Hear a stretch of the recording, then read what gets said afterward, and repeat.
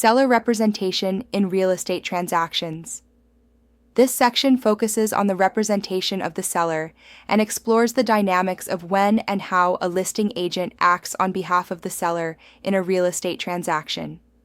In a typical residential deal, the broker initiates the process by having the seller execute an exclusive right-to-sell agreement, a standardized form commonly provided by the local or regional MLS system, distinct from the Arizona Association of Realtors. If you see seller's agent, that really is the listing agent.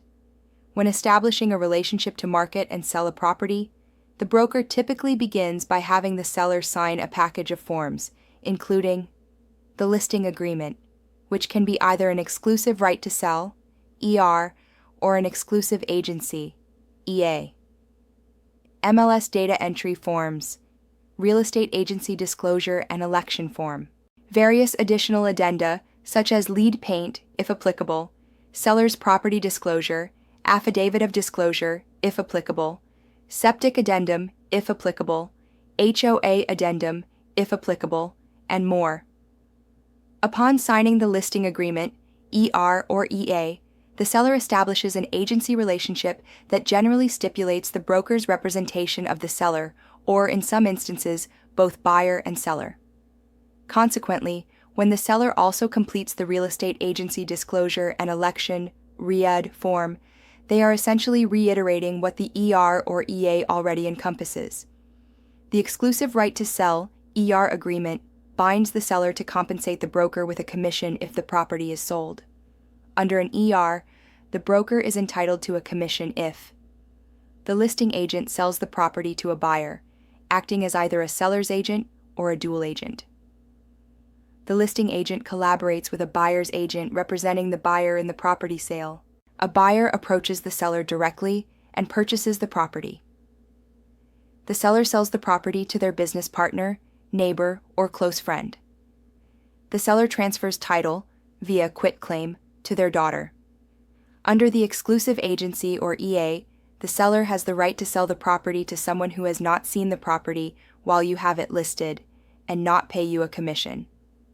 So be careful which form you use when taking a listing. You want to make sure that you are compensated for the work you will do. The listing agent serves as the exclusive representative of the seller in most cases. If the property is sold by a licensee from another firm, the listing agent continues to represent the seller, while the co-broke agent who drafted the offer represents the buyer. In an alternate scenario, consider the listing agent hosting an open house. A potential buyer expresses interest in purchasing the property directly to the listing agent. After conducting the necessary screening to ensure the buyer is not exclusively represented by another licensee, the listing agent faces a crucial decision. If the buyer wishes to proceed without a co-broke agent, the listing agent can either act as a seller's representative. If the buyer wishes to be represented, then the listing agent would act as a dual agent. The agent's course of action should align with the broker's instructions, conveyed through a phone conversation, or by consulting the broker's policy and procedures manual. This decision-making process may vary among brokers in the realm of agency disclosure. The listing agent must also be in contact with the seller to make sure the seller is okay with dual agency first. As the seller's exclusive representative, the listing agent must ensure the buyer understands this arrangement and is willing to sign documents confirming their acknowledgement. If the buyer expresses a desire to purchase the house without complicating matters, the listing agent should 1. Inform the buyer that they exclusively represent the seller, and the buyer will not have any representation. 2. Emphasize to the buyer that despite owing a fiduciary obligation to the seller, the listing agent is committed to fairness and honesty in their dealings with the buyer. 3. Have the buyer complete the READ form, selecting the option under the buyer's election that states represent the seller exclusively. 4. Explicitly state on the purchase contract that the listing agent represents the seller only. On the AAR residential resale contract, this is typically indicated on the top of page 10, under Broker on behalf of buyer. The listing agent, while writing the contract and collaborating with, not for, the buyer, is identified as the broker on behalf of buyer. It is crucial to ensure that the buyer checks the box below, confirming that the broker represents the seller exclusively. If the buyer agrees to proceed, the listing agent must assist them in various aspects, such as contract drafting, negotiation, form delivery, inspections, BIN/ZAR, disclosure procedures, contract timing, appraisal, walkthroughs, etc. Throughout this process, the listing agent must delicately navigate working with the buyer while maintaining their allegiance to the seller. The broker's guidelines play a pivotal role in guiding the agent's actions and reactions in this complex situation. The listing agent, tasked with representing both the buyer and the seller, finds themselves in a situation where the buyer expresses a desire to purchase the property during an open house. Despite representing the seller, the listing agent discloses the possibility of acting as a dual agent, requiring specific steps to be taken. The broker's policy and procedure manual plays a crucial role in this scenario, as it outlines whether the agent is permitted to establish dual agency, or if they should exclusively represent the seller. Before conducting an open house, it is essential for the licensee to be aware of the broker's requirements. Assuming the broker allows for dual agency, the following steps must be followed. 1. Inform the buyer about acting as a dual agent and have them sign the READ form, selecting at least the option indicating both seller and buyer in a limited capacity. This form should be completed before drafting a contract. 2. Communicate to the buyer that a fiduciary obligation will be maintained to both them and the seller and buyer with restrictions, of course. 3. When drafting the purchase contract, explicitly state in the agency representation section that the agent represents both the buyer and the seller. On the AAR residential resale form, this is specified at the top of page 10 and reiterated at the bottom, where the seller acknowledges the dual representation. 4. Obtain the buyer's and seller's signature and date on the Consent to Limited Representation (CLDR) form prior to writing any offer. It's important to note that the broker may have a rule or policy discouraging dual agency, and the agent might be required to reject dual agency and exclusively represent the seller. The buyer would have to be unrepresented or find an agent from another brokerage to represent them. In the presented scenario, the listing agent distinguishes between a fiduciary obligation to the client and the obligation to provide fairness and honesty to other parties involved, such as the buyer without representation. When two agents affiliated with the same broker collaborate in the sale of a property listed by one of them, a scenario known as dual agency emerges. While many brokers advise their licensees to avoid dual agency whenever possible, certain circumstances, such as those dictated by the agency structure in Arizona, make it unavoidable. In Arizona, agency stems from the designated broker rather than the individual licensees representing buyers and sellers. Consequently, when two licensees from the same firm are involved, dual agency arises due to their common association with the broker. In the given scenarios: 1. Both agents working for Sally, the designated broker, within the same office would indeed be dual agents. Yes. 2. Both agents working for Sally, the designated broker, but in two different branches of the company would also be dual agents. Yes. 3. However, if the listing agent works for Remax Jones Realty, under Beth Jones as the DB, and the buyer's agent works for Remax Smith and Associates, under Gary Smith as the DB, they would not be dual agents. No. This is because they are affiliated with different brokers. It is essential to distinguish between branches under the same designated broker and separate franchise operations of a franchisor, such as different Remax companies.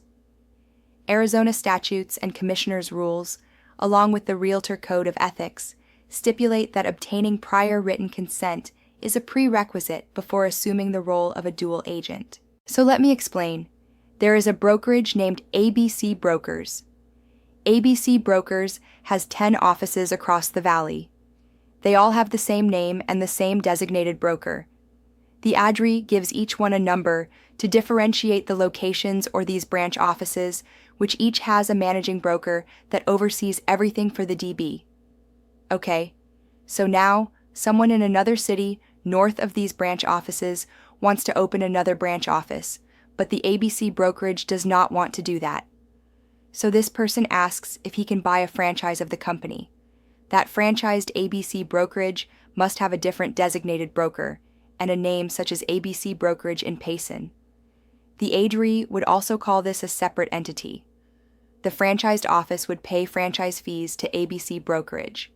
However, they set up the sale of the franchise, they are not the same brokerage, and therefore, even though they both at ABC Brokerage, they do not constitute dual agency. As a representative, we bear either a fiduciary duty or the responsibility of ensuring fairness and honesty to our clients or customers. When acting as an agent for the client, whether an individual, party, or entity, we are bound by a fiduciary duty, the most elevated commitment we can establish with them. This duty encompasses loyalty, obedience, reasonable care, accounting, disclosure, and accountability. The client in this context is the individual or entity for whom we are working. On the flip side, when dealing with the other party, referred to as the customer, our obligation is centered on fairness and honesty. Unlike the client, the customer is not directly represented by us, and thus, we do not owe them a fiduciary duty. However, our interaction with them must be characterized by fairness and honesty. In a typical co-broke transaction involving two agents licensed with different brokers, each agent or broker maintains a client and a customer. The client receives the highest level of commitment, which is a fiduciary duty encompassing loyalty and various responsibilities. The counterpart on the opposite side of the transaction is regarded as the customer, to whom we owe fairness and honesty. For instance, Sandra is affiliated with MNO Realty and holds a listing for Fred. Subsequently, Alex, who is licensed with JKL Realty, presents an offer on Fred's property on behalf of Anita and submits it to Sandra. Sandra bears a fiduciary responsibility to her client, Fred. Sandra is obligated to fairness and honesty concerning her customer, Anita, and her broker, Alex. Alex has a fiduciary duty to his client, Anita. Alex must adhere to fairness and honesty in dealings with his customer, Fred, and his broker, Sandra. While fairness and honesty are generally considered lower obligations than fiduciary duties, they remain obligated nonetheless. The obligation to provide fairness to the customer is outlined in the Commissioner's Rule, R4-28-1101A, stating that a licensee must deal fairly with all parties to a transaction while owing a fiduciary duty to the client. Fairness, being subjective, is subject to interpretation by the ADRE and the Real Estate Commissioner, who enforce this rule and handle complaints about perceived unfair practices. Activities like pushing a seller aggressively for a listing, not returning calls from a buyer's agent, spreading false information about a competitor, or engaging in unprofessional behavior may be considered unfair, with interpretation varying on a case-by-case basis. Honesty, the other facet of a licensee's obligation, is specified in the Realtor Code of Ethics, Article 1. Realtors pledge to protect and promote the interests of their client while remaining obligated to treat all parties honestly, whether in an agency or non-agency capacity. Identifying dishonesty is generally more straightforward than assessing fairness. Dishonesty can arise when a licensee provides untrue information to a client, and it may have severe consequences. For example, falsely claiming a new roof could lead to charges of misrepresentation or dishonesty. Honesty is crucial in scenarios where a licensee is accused of acting against the client's best interest, such as forging documents, providing false information about another client, or mishandling funds. Determinations of unfairness or dishonesty are typically entrusted to the Real Estate Commissioner for fairness and/or dishonesty, or the Association of Realtors for honesty. So what is your moral compass leading you to? Honesty and fairness. Do what is right.